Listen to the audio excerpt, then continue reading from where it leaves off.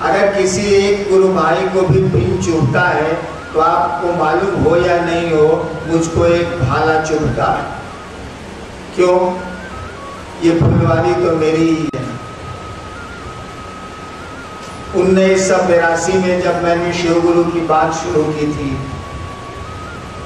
और पूरी दुनिया में मैं ही अकेला आदमी हूँ जो कहा था कि दूसरों को बताओ, शिव का शिष्य बनने को कहो, तो आज तक या आज के बाद जितने लोग शिव को गुरु मानेंगे हैं तो मेरी ही फुलवारी के फूल। मैं अपने को स्वीकार करता हूं कि उस फुलवारी का माली हूं, मैं मालिक नहीं हूं। इस बगिया का माली मैं जरूर हूं। फूलों के टूटने से, फूलों को चोट लगने से मुझको ज्यादा चोट लगती है। हाँ, ये सही है कि मालिक मैं नहीं, मालिक कोई दूसरा है, वो शिव है। तो आपको दिक्कत होती है तो मुझको ज्यादा दिक्कत है। तो व्यवस्था में गलती हुई है। शिव शिष्यता में तो अच्छे लक्षण है, शुभ लक्षण। इसी पर एक सवाल आया है, अभी जो जिज्ञासा पढ़ी गई कि लोग कहते हैं कि आपसे मिलना जरूरी है। क्या आपसे मिलना जरूरी है? क्या ये सत्य है? नहीं था। उस समय लोग कहते हैं कि गुरु भाई गुरु बहनों को साहब से मिलिए, सब काम हो जाएगा। हम ये जानना चाहते हैं कि आपसे मिलना शिव शिष्यता में कहाँ तक सत्य है? मालिक से मिलना जरूरी है कि मैनेजर से मिलना जरूरी है? भाई जी, मालिक से मिलिए, जिसको आपने गुरु बनाया है उससे मिलिए। पता मालूम है, आप अपने गुरु से ना मिलेंगे भाई साहब। आपने शिव को गुरु माना है, मुझको तो गुरु माना नहीं। रविंदर को, गुड़िया को, पद्मिनी को, इन लोगों को तो गुरु माना नहीं। देवाशीष को, मंडल जी को, इन लोगों को तो गुरु माना नहीं। आपने शिव को गुरु माना है तो शिव से ना मिलिएगा। एगो बात बताइए भाई जी, फतवा मालूम है, एड्रेस मालूम है? किताब में भी एड्रेस नहीं लिखा हुआ, आपके ग्रंथों में भी पता अंकित नहीं है। क्योंकि शिव गुरु हैं, इतना ही भर कहा गया है। वो गुरु कैसे हो जाएंगे ये कहीं नहीं है। 10,000 साल से कहीं नहीं कहा गया है। लोगों ने शिव को गुरु माना जरूर है, बोला नहीं है। कहा कुछ नहीं है, अपने गुरु हो गए हैं, बोले कुछ नहीं है। बोलो तो जब बोले ही नहीं तो आपको पता कहां से चलेगा? मैंने कहा कि ये 3 सूत्र का पता ले लीजिए।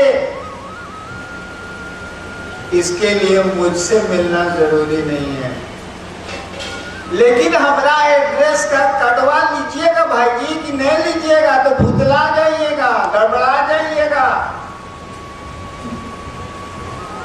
यानी मैं जो कह रहा हूं कि 3 काम आपको करना चाहिए। अपने गुरु से मन ही मन दया मांगिए। हमेशा याद रखिएगा, दया मांगने से नहीं मिलती है। दया, गुरु की दया गुरु आदेशित कर्म से मिलती है। गुरु जो बोले हैं उसको करने से ही गुरु की दया मिलती है। लेकिन शिव को गुरु मानने के लिए भी उनकी दया चाहिए। इसीलिए हम लोगों ने कहा उनसे दया मांगिए। उससे ज्यादा दया की जरूरत तो आपको पड़ेगी ही पड़ेगी। जब शिव को गुरु आपने मान लिया, तब गुरु आदेशित कर्म करिए, लोगों को समझाइए, लोगों को शिव से बनाइए। और फिर कहा कि कभी कभार प्रणामों कर लीजिए। काहे कि प्रणाम हम लोग करते होते किसी को नहीं। आज तक महादेव को प्रणाम कोई आदमी किया है इसमें से हमको बताएगा? हमने किया है, बात साफ। सोचिए तो हम लोग आज तक महादेव को प्रणाम किए? हम कह रहे हैं हम नहीं किया।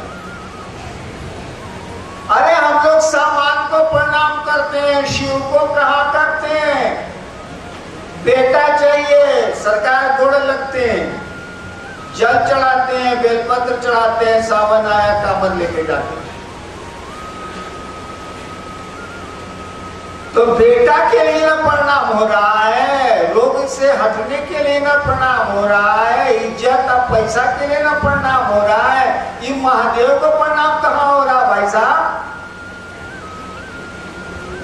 किसी को प्रणाम कर रहे हैं कि 5,000 रुपया इसे लेना है, पूरा दुनिया को प्रणाम कर रहे हैं कि 5,000 रुपया को प्रणाम कर रहे हैं भाई साहब। प्रणाम प्रणाम है, उसमें लेने जैसा कहाँ कुछ है भाई साहब? क्या ऐसा प्रणाम आपने किया कभी शिव को कि सरकार प्रणाम करते हैं आपको? और महादेव अगर पूछे कि रे साला तुम काहे हमको प्रणाम करता है, तो बोलिए कि सरकार प्रणाम करने का मौन किया इसीलिए प्रणाम करते हैं। तब ये हुआ प्रणाम। और ऐसे प्रणाम का वापसी होता है आशीर्वाद से, जान लीजिएगा। सामान से इसकी वापसी नहीं होती है। ऐसा प्रणाम जो मात्र प्रणाम के लिए किया गया हो, ऐसा नमन जो मात्र मन को उसके सामने झुकाने के लिए किया गया हो, इस प्रणाम और इस नमन का नतीजा मालूम है? इसका एक ही नतीजा होता है, केवल एक नतीजा होता है। प्रणाम कर जिसको किया गया है वो आपको आशीर्वाद देगा ही देगा। ऐसा प्रणाम हम लोग कहाँ, ऐसा प्रणाम हम लोगों से होगा भी नहीं। इसीलिए नहीं होगा कि हम लोग धरती के आदमी है, सारा धरती हम लोगों को अच्छी लगती है। इसी के लिए हम लोग महादेव भगवती के पास जाते हैं, उनके लिए तो उनके पास जाते ही नहीं।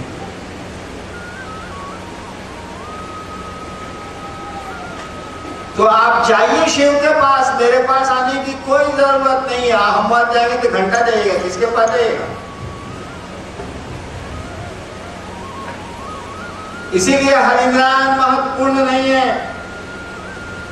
मेरे पास आना आपका बिल्कुल जरूरी नहीं है, लेकिन मेरी बातों पर भरोसा करना तो बिल्कुल जरूरी है। जो मैं बोल गया हूं, जो मैं बोलता हूं, जो मैंने खुद लिखा है, उन बातों को अगर छोड़ेंगे आप तो शिव का पता गुम हो जाएगा, शिव का पता आपको नहीं मिलेगा।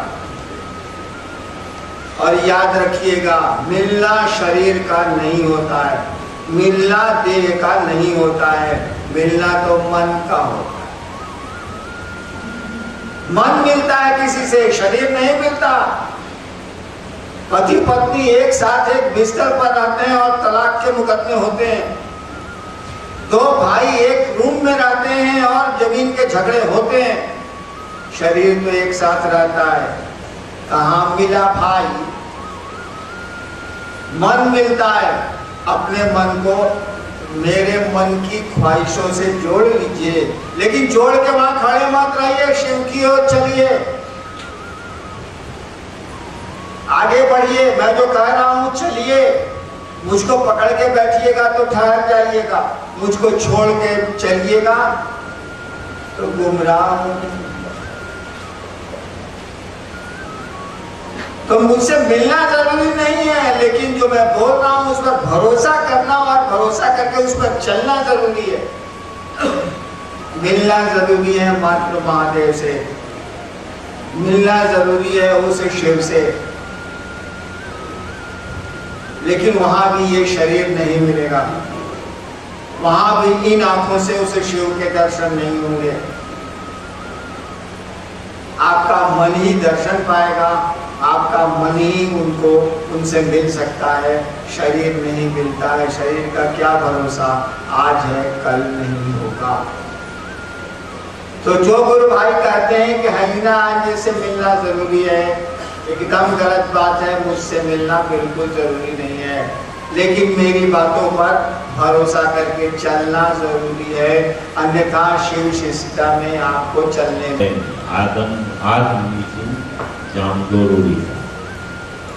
हम कब बोले हैं कि 2012 तक चर्चा होगी।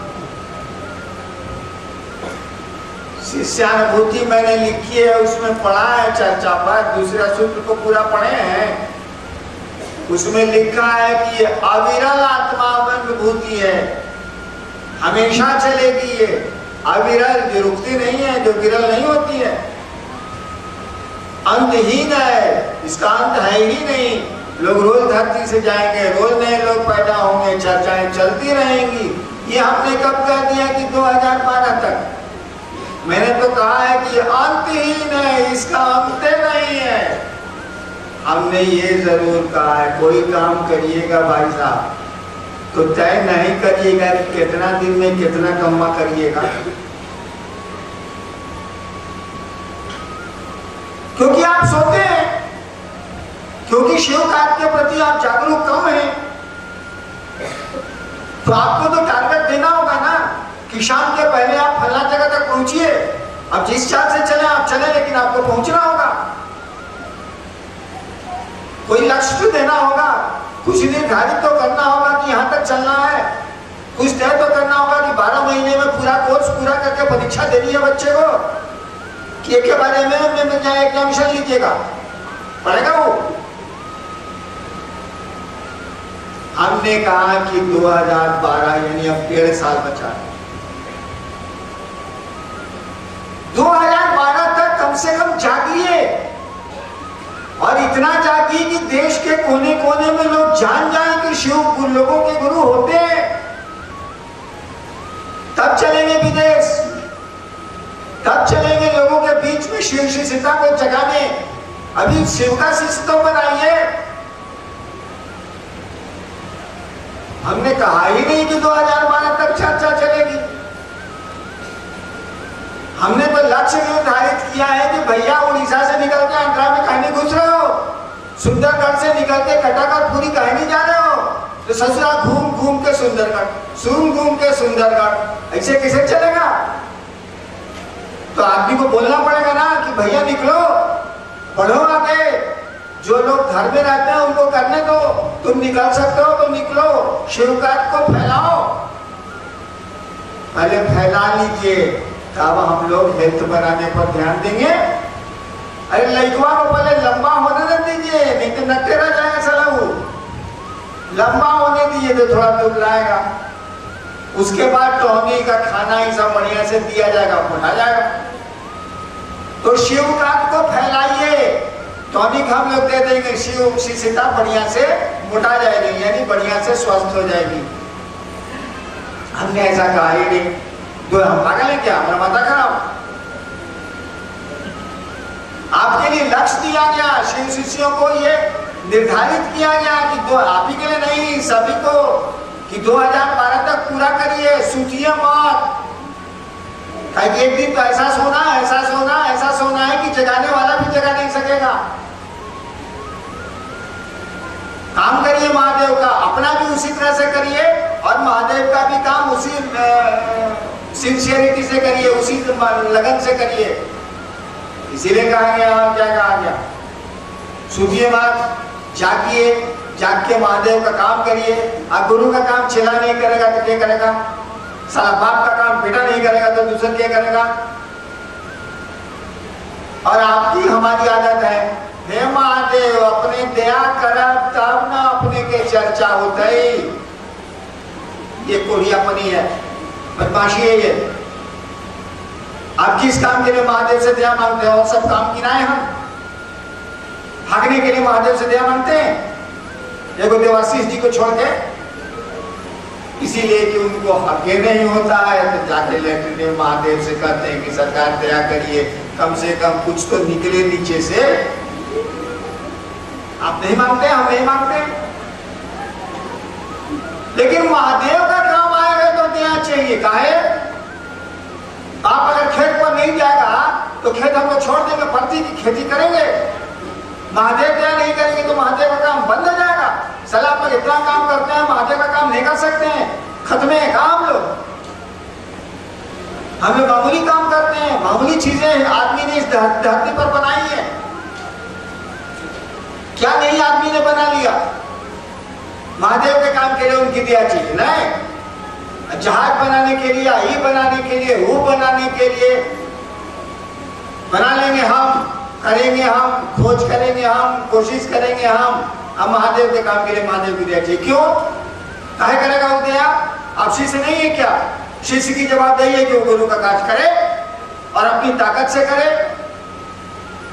अभी चाचा मैं सुन रहा था, बाहर बैठा हुआ था, कि शिव की शक्तियां महादेव का काम करती हैं। बिल्कुल सही कहा गया। हम आप क्या हैं इसको बताइए ना। शिव की शक्तियां ही महादेव का काम करती हैं, बिल्कुल सही है। हम आप क्या हैं? उनकी शक्ति नहीं है तो मुर्दा है। उन्हीं की में शक्ति है भाई साहब। हम वह शक्ति निकल जाती है तो लोग कहता है मर गया। हम सभी उनकी शक्ति है, काम हमको ही करना है। हमने शिव को गुरु माना है तो दूसरा कोई क्यों करेगा? हम लोग करेंगे। धीरे धीरे धीरे धीरे लोग बढ़ते चले जाएंगे, थोड़ा काम आसान हो जाएगा। और नहीं मिलेंगे तब भी करेंगे, साले को जो होगा देखा जाएगा, करेंगे। चलिए तीसरा। एक भाई की जिज्ञासा है कि शिव शिष्यता का अंतिम लक्ष्य क्या है?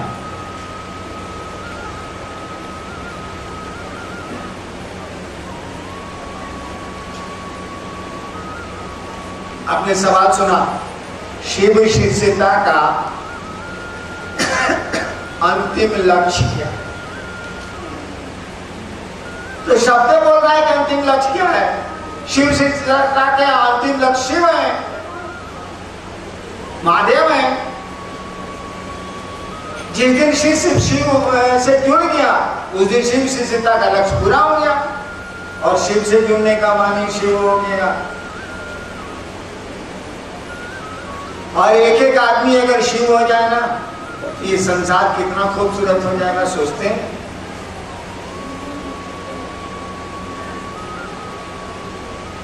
शिव के बारे में आपने जो कहानियां पढ़ी हैं कितनी सुंदर है।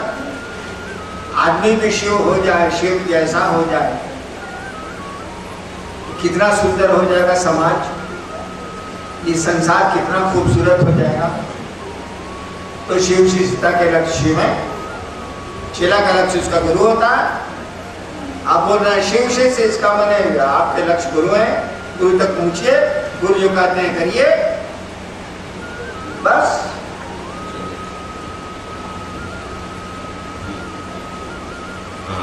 एक सवाल है, तीसरा सूत्र नमन करना जप है या प्रणाम? यह स्पष्ट करें कि जप और प्रणाम में क्या अंतर है? जप और प्रणाम में क्या अंतर है? बाबू जी को गोड़ लगते हैं, जप है कि प्रणाम है? भाई जी, बाबू जी के पास चाहे माई के पास जाते हैं या ससुर से मिलने गए तो क्या बोलते हैं? 1 घंटा तक ससुर को पकड़ के बोलते रहते हैं, ससुर जी को लगता नहीं, ससुर जी को लगता नहीं, ससुर जी को लगता नहीं, ससुर जी को लगता नहीं, ससुर जी को लगता नहीं। तब तक सास आ गई, सास जी को लगता नहीं, सास जी को लगता नहीं, सास जी को मारे दूध बैठ सब पकड़ा जाएगा। चल करके मैं रांची में तो हॉस्पिटल है पकड़। जब हुआ प्रणाम प्रणाम है, जप जप है। जप के माध्यम से प्रणाम होता है, ये बिल्कुल सही।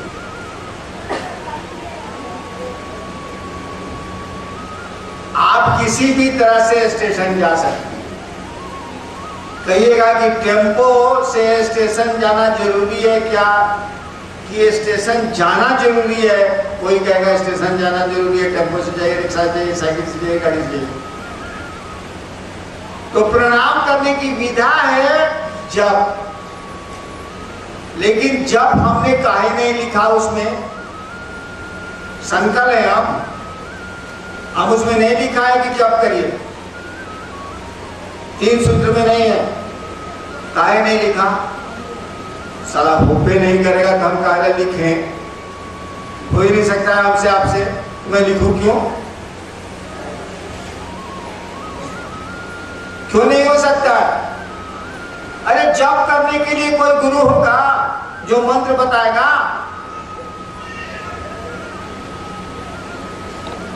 हमको आपको गुरु ही नहीं है तो मंत्र के बतावेगा। और जो गुरु मिलता है धरती पर,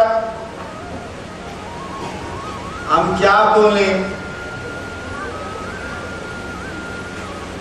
उसके मंत्रों का जप किया जाए तो हमारी आपकी क्या स्थिति होती है? नजर घुमा के दुनिया की ओर देख ली। क्योंकि जप का सिद्धांत है कि तुम्हारी ताकत, गुरु की ताकत और मंत्र की ताकत, तीनों ताकत मिलेगी एक साथ, तब जाके जप होगा। तो जप करने की ताकत हम लोग को है पहुंची के लिए। सरकार 8 साल बिया के हो गया है, अभी तक हमको एको बाल बच्चा नहीं है। जप कर रहे उस देवता के लिए तो जप हो नहीं रहा, तो आपकी शक्ति तो काम नहीं कर रही है, बहुत कम कर रही है, हल्का कर रही है। गुरु आपको मिले तब ना। चलिए आपको गुरु मिल गया शिव, उन्होंने बताया नमः शिवाय। यदि बताया नहीं है, यदि नमः शिवाय, तो नमः शिवाय का जो भी देवता हो, शिव ही है, जो भी देवता हो, तीनों ताकत मिलेगी तब जाके जब सफलीभूत होगा, सार्थक होगा। तो पहले गुरु से मिल लीजिएगा तब न जप। अभी तो गुरु से मिलने का उपाय हम बता रहे हैं कि नमः शिवाय से प्रणाम करिए। इस प्रणाम को आप जप में ले जा सकते हैं। मन करे तो माला कई तरह की होती है, एक सांस की माला होती है, आपकी सांस चलती है ना, वो भी माला है, आती है जाती है, आती है जाती है, आती है जाती है। एक आदमी की सांस 24 घंटे में 21,600 बार चलती है औसतन। एक आदमी 24 घंटे में सांस लेता है 21,600 बार औसतन। ये भी एक माला जिसको अजपा जप बोलते हैं। रुद्राक्ष की माला भी एक माला है, तुलसी की माला भी एक माला है, कमलगट्टे की माला भी एक माला है, अंगुली की माला भी एक माला है। हमने कहा कि जौन माला पर मन करे जप करिए, अगर करना चाहते हैं। ये जप कुछ नहीं है, आप पहले प्रणाम करिए, गुरु से संबंध बनाइए तो जप होगा, नहीं बनाइएगा नहीं होगा। पहले गुरु को प्रणाम करना सीखिए। आप चाहिए कि ये प्रणाम जप के माध्यम से कर सकते आपका मौन। चलिए नेक्स्ट। बहन आत्मनी जी उड़ीसा, इन्होंने लिखा है, साहब से अनुरोध है कि शिष्यानुभूति छपवा कर बांट सकते हैं कि नहीं? अगर बांट सकते हैं तो क्या कुछ उसके ऊपर मूल्य लगाया जाए या नहीं? शिष्यानुभूति हम लोगों ने निर्णय लिया है बहुत शुरू से कि उसका कोई मूल्य नहीं लगाया जाता, और लोगों को उसको छापने का अधिकार नहीं है। आप छपवाना चाहते हैं तो मुख्यालय से पूछना पड़ेगा, क्योंकि गलतियां हो जाएंगी। गलतियां हो जाएंगी तो लिखित में जब गलती हो जाएगी तो उसको सुधारना बहुत मुश्किल होता है भविष्य में, और कोई बात नहीं। शिष्यानुभूति आपको मुख्यालय से अप्रूव कराना होगा, तभी आप छाप सकते हैं। और मूल्य का तो सवाल ही नहीं है, मूल्य तो आप ले ही नहीं सकते। वही एक पुस्तक है जो निःशुल्क बिकेगी, और हमको लगता है जब तक शिव शिष्यता धरती पर चलेगी उसका मूल्य कोई नहीं लेगा। लेगा साला मदद चो, लेगा नहीं। बहन अफड़ा, गुरु से जुड़ाव कैसे हो? अभी हम बोले हैं कि गुरु से जुड़ा, गुरु आदेशित कर्म करने से होगा। गुरु ने जो कहा सो करिए, नहीं मन करे करने का तो गुरु से दया मांगिए, दया वो नहीं करे तो झगड़ा करिए। झगड़ा करते थे कि नहीं करते थे, याद नहीं है? लड़ाई में माई बाप से झगड़ा होता था कि नहीं हम लोगों का? 3 दिन से कह रहे हैं कि हमारा जूता फट गया है, जूता फट गया है, जूता फट गया है। न मम्मी ध्यान दे रही है, न पापा ध्यान दे रहे हैं। वो लड़का जानता है कि देगा तो मम्मी है, पापा ने देगा, सारा रोड का आदमी नहीं देगा। चौथे दिन आए स्कूल से, मम्मी बोली कि नाश्ता कर लो बबुआ। तुरंत कहा कि नाश्ता फास्ता आज कुछ नहीं होगा। मम्मी पूछी कि काहे? आगे काहे का कोई जवाब नहीं है। बस्ता भी उठा के हम फेंके, कल से स्कूल भी नहीं जाएंगे। मम्मी पूछ रही काहे इतना खिसिया हो, मास्टर बम मारा है क्या? काहे मास्टर मारेगा? 3 दिन से कह रहे हैं कि मेरा जूता फट गया, जूता फट गया, कोई कीमता नहीं है, हमको चलने में दिक्कत होता है। लड़का सब कहता है कि अरे फटा हुआ जूता पहन के स्कूल आता है। मम्मी ने कहा नाश्ता थोड़ा सा कर लो। कर नहीं सकते हैं आज हम नाश्ता, आज तो हम नाश्ता कर भी नहीं करेंगे। अंत में मम्मी पापा को लाते, अच्छा चलो खरीदते हैं। और जूता खरीदवाते थे कि नहीं खरीदवाते थे? तो महादेव से झगड़ा नहीं कर सकते हैं। बच्चा थे तो जूता के लिए इतना तूफान मच रहा था, गुरु के काज के लिए तूफान नहीं मचा सकते हैं। महादेव से मचाइए तूफान। हमने जैसा हम पहले बहुत ही सब काम करते थे, देखते थे कि 9 महीना तक, 8 महीना तक एक महादेव का चेला नहीं बना। आप लोग तो बोलते हैं, यहाँ सुनते हैं कि 6000 7000 शिवसी से बनता। हम जब शुरू में शिवसी से बनाने की कोशिश करते थे तो 8-9 महीना तक एक साला नहीं बनता था। और भी समाज में हम मजिस्ट्रेट थे भाई साहब, हम महादेव का ताकत अलगे था हमको, तब वो नहीं बनता था। कितना चमत्कार करते थे तब वो नहीं बनता था। तो महादेव से कहते थे कि आज में हम लोगों का खाना बंद रहेगा। नीलम को हम लोग कहते थे कि आज खाना बंद रहेगा, अनु मोनू लवली का खाना बनेगा और किसी का खाना नहीं बनेगा। एक दिन नहीं खाए, दूसरे दिन नहीं खाए, सतुआ पी के रह देते हैं, 5-6 दिन सतुआ पी के रह जाते हैं। दूसरे दिन नहीं खाए, आपको नहीं पता। अगर शिव के लिए आप रो सकते हैं भाई साहब, तो आपके लिए वो कलेजा फाड़ के दे सकता है।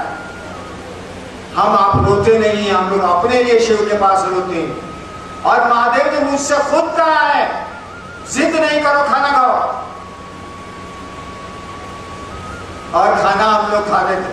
आपको नहीं कहते हैं कि खाना छोड़िए, लेकिन ये तो कह सकते हैं कि मैं भी महादेव का चेला हमसे नहीं बढ़ रहा है, आपको 5 दिन तक हम प्रणाम नहीं करेंगे, प्रणाम करवे नहीं करेंगे। आपको हट करते हैं आप, अपने काम के लिए विद्या नहीं कर सकते हैं तो हमारे काम के लिए कपार करिएगा।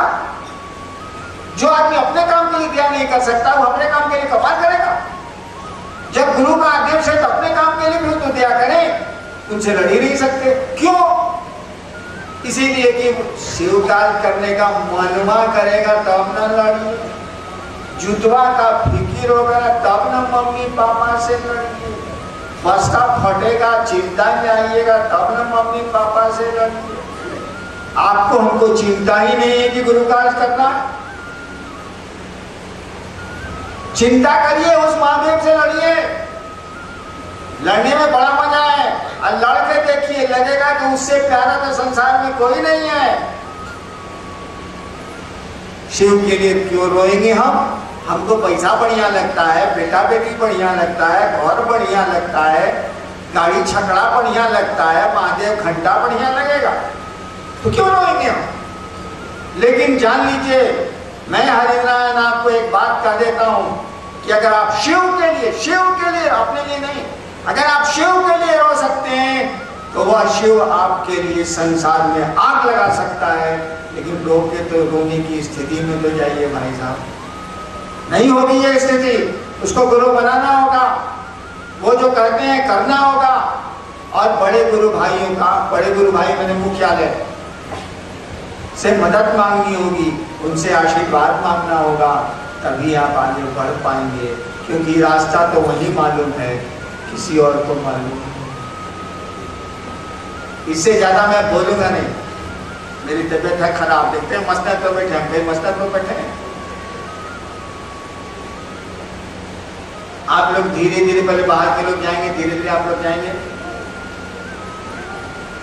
कोई अफरा तफरी नहीं होगा, कोई ठेलम ठेली नहीं होगा, माँ बहने इत्मीनान से जूता चप्पल अपना पहनेंगी और जाएंगी। भोजन बना है तो खा लेंगी, नहीं बना है तो प्रस्थान करेंगी। एक दिन नहीं खाइएगा तो आप लोगों का ज्यादा अभ्यास है उपवास करने का, कुछ नहीं होने जाने को एक दिन नहीं खाए। उपवास का तो आप लोगों को बीमारी है, और उपवास करते हैं तो उपवास का माने पूछते हैं, उपवास करते हैं तो सुबह कह देते हैं बेटी को कि आज आलू दम और चावल बना कर रखना 3 बजे का है, कि तो ये बजे तक उपवास है, और उसमें तेज पत्ता भी डालना, जरा बढ़िया से बना, मसालेदार आलू दम और भात। उपवास का मानी होता है नजदीक बैठना, उस भगवान के नजदीक बैठना, आपके भोजन के नजदीक बैठने का फायदा इस उपवास।